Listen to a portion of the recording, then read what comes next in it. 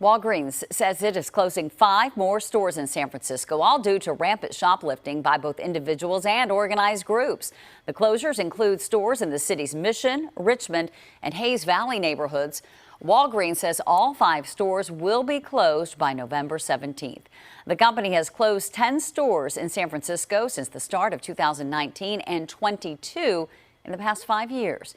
San Francisco Supervisor Asha Safai is upset by the additional closures. He joins us now live. Thank you, Supervisor, for being here. This is indeed a loss for the communities where these stores are located. Absolutely. Thank you, Heather, for having me here today. My first reaction to this announcement was I was saddened.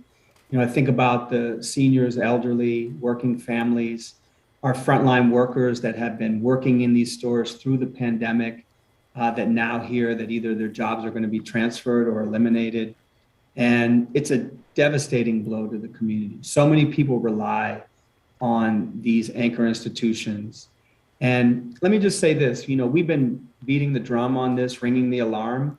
And so my first response was being saddened, but my second response is being, outraged and angry because people choose to brazenly rob.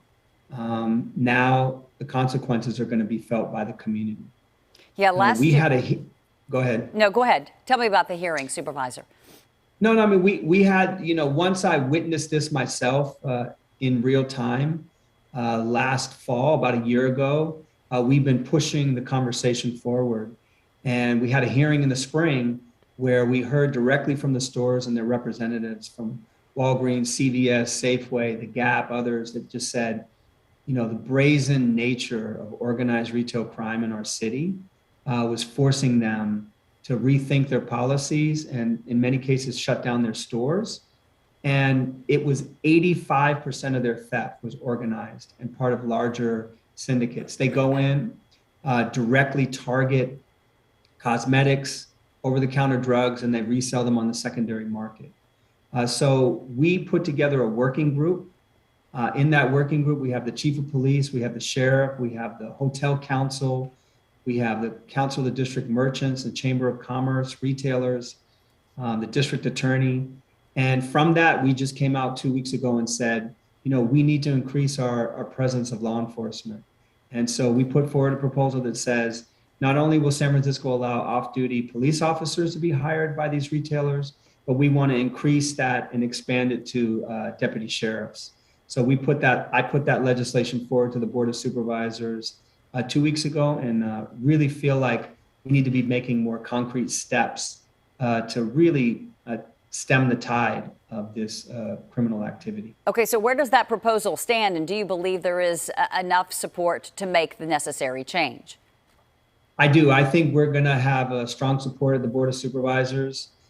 It will be heard in the committee in the next 2 weeks, and then it will go to the full Board of Supervisors. In the instance of the stores, these 5 that you mentioned, it's too little too late.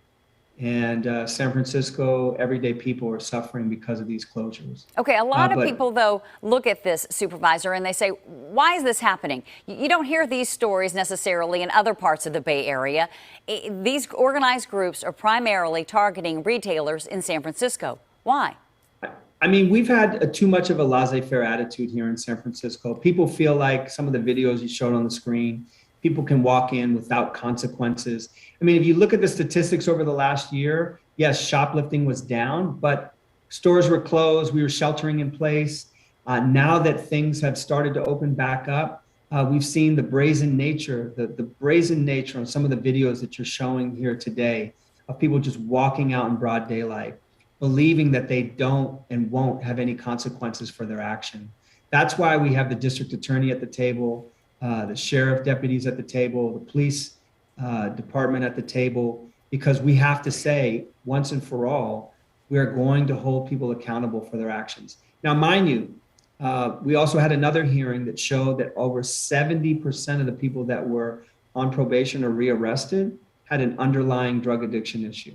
So we put forward and were able to cut the ribbon just recently on an alternative sentencing program to get people rehabilitated from their drug addiction. We think those kind of things are important. We're not interested in going back to the time of over-incarceration We're not going to incarcerate our way out of this, but we have to have clear signals that there will be consequences for people's actions when they do this type of brazen crime as part of an organized retail crime network. Yeah, and also this feeling that some of the people going to these stores feeling frustrated, this sense of fear, that is real. But also what's real here is the economic aspect of all of this. I mean, with the city losing store after store after store, there goes a lot of tax dollars as well. Absolutely. I mean, the Walgreens in our area creates a lot of foot traffic. The Walgreens in every area creates a lot of foot traffic. A lot of mom and pop businesses rely on that foot traffic, feed off of that foot traffic.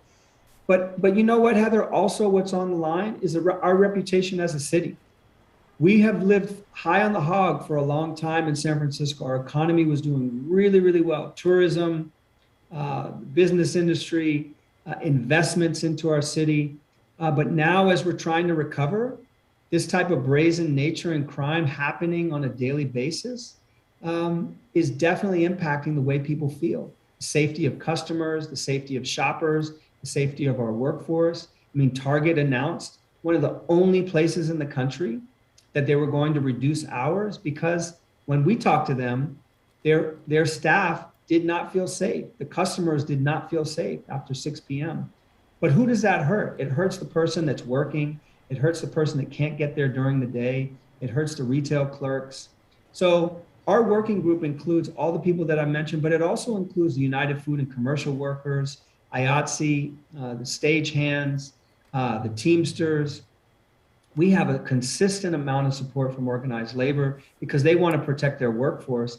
And then on the retail side, they want to protect the workers as well as the small businesses and what that means to our economy. So you're absolutely right. There is a multiplier effect with these institutions, and it absolutely will hurt our recovery if we don't do better. Yeah, I hold myself accountable as an elected official. I think every elected official in the city needs to hold themselves more accountable, from the district attorney to every member of the board of supervisors, along with the mayor. All of us are accountable in this instance. Mm-hmm. And starting with me, we need to do better. We need to step forward. And that's why I put this working group together.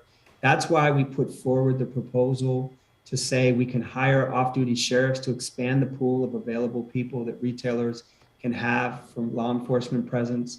And we feel like, it's an all hands on deck right now to really create a better environment for our businesses, for our shoppers, and our population. Yeah, as we talked about, Walgreens, when it closed a store just last year, said it had to do so because that store alone was losing $1,000 a day. It's just not sustainable. We'll be following your proposal and the next steps for added security. Supervisor Asha Safai, thank you for joining us this afternoon.